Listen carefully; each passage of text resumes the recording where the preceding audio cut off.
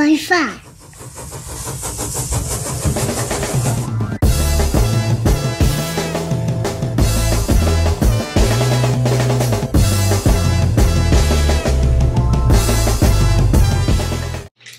Monday wrap-up.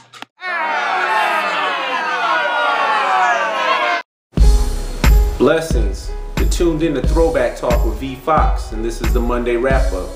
After a loss to the New York Jets at FedEx Field, the Washington Redskins have fallen to 4-8 on the season.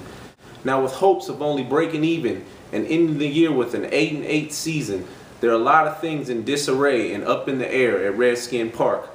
Now, if you've watched Throwback Talk and if you followed, you know that I'm not a pessimist. You know that I try to bring out the good in everything. And there are some congratulations in order. There are some individuals that have had some great seasons and that have been able to accomplish some things, although overall the picture may not have been pretty. Now, first and foremost, I'd like to say congratulations to rookie Roy Halou. This guy has stepped in and stepped up big. After last week posting his first 100-yard game in his NFL career, he came back and did the same again this year. This is a guy that came into a situation on a team that was struggling running the ball, that hadn't had a 100-yard rushing game back to week 4, and he's come in and he's done it 2 consecutive weeks. The first rookie to have done that since 1993. So congratulations, Roy Halou. Next, I'd like to say congratulations to Santana Moss, who became the 4th leading receiver in yards in Redskins history, posting over 6,500 yards in his career as a Redskins. Congratulations, Santana. I'd also like to say congratulations to our Iron Man, London Fletcher, who has stretched his lead as the leading tackler in the NFL with 155 tackles.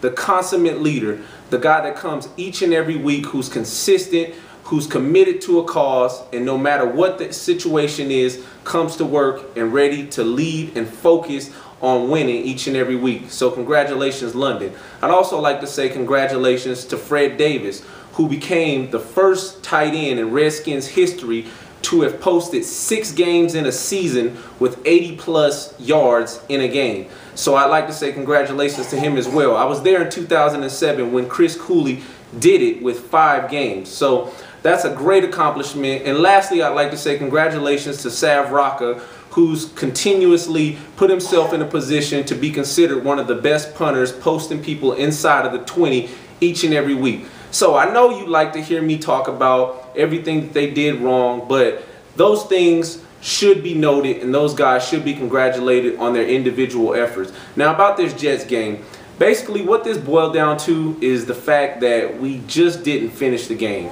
If you watch the game, you know that we got off to a great start. The first quarter, we went out, had over 100 yards in the first quarter. Offense looked great. If you watch that game, we moved the ball, had a big gainer to Fred Davis. Roy Halou was showing explosiveness, got the ball running. He had a quick score, and this team looked like we were heading in the right direction. We went in at halftime. We had the lead. At one point, the game was tied, and then in the fourth quarter, we were actually winning the game.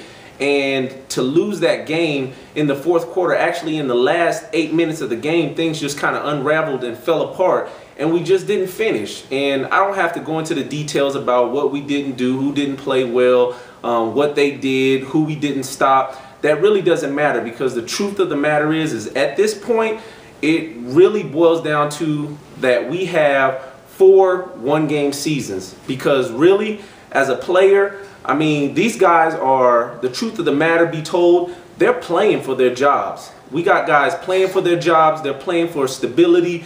They're playing for their livelihood. They're coaching for their jobs and for their livelihood. And so this is a serious matter. And it's not that you get away from the team aspect, but you certainly have to be cognizant of the fact that each and every time that you're on that film and that you're out on that field, that you have to remember that it matters, because you are putting your signature and your stamp on what your future holds, whether that be as a Redskin or whatever your circumstance is as a player in the NFL. Because the sad truth is that There are 4 games left in this 2011 season, and for some guys, this could be the last 4 games that they play as an NFL player in their career.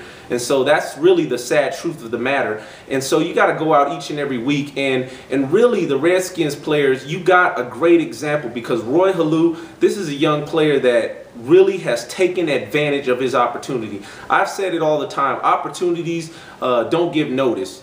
They present themselves at a time when least expected, and if you're not ready, then that's on you. And young players are going to have a great opportunity to play in these last few games, because the coaches and the staff, they have to see what they have moving forward into the future. I mean, it's obvious that this team really probably doesn't have a future. Well, let's just say it. They don't have a future in a postseason for this season.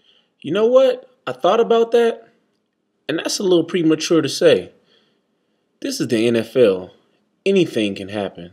This division is still not gone. But they do have to plan accordingly for the future, and they have to figure out which direction this team wants to go in and what's going to happen. And the sad truth is that the dynamics of that team will never be the same. And so some decisions are going to have to be made, and they're going to have to see what they got. And guys are going to get opportunities, and they got to be ready. And they have a great example in Roy Halou. This is a guy that when his number was called, he stepped up big.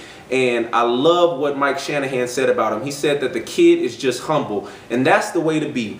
Because honestly, humility is the road that you want to take. Those who humble themselves will be exalted, and those who exalt themselves will be humbled. So, listen, we got 4 games left. If I were there suiting up, I'd have the same attitude, and I would go out there with an attitude to win, prepare to win. Because if you start shutting it down, if you start packing it up and start looking forward to going home and ending the season, you're going to be able to see that when you turn on the film. And when we watch these guys play, that's what we're going to see. But if they go out there and they play to win still, then that's what we'll see. And as a player advocate and as a player correspondent, I'm backing you, and I'm preparing the same way and trusting that you guys are going to do the same. And I'm supporting you 100%, and I want to see you win. So let's do it, guys. Let's support this team like I always say, 1 game at a time. Let's support the Skins. Hail to the Skins. Catch me every week for pregame and postgame analysis and everything in between. God bless.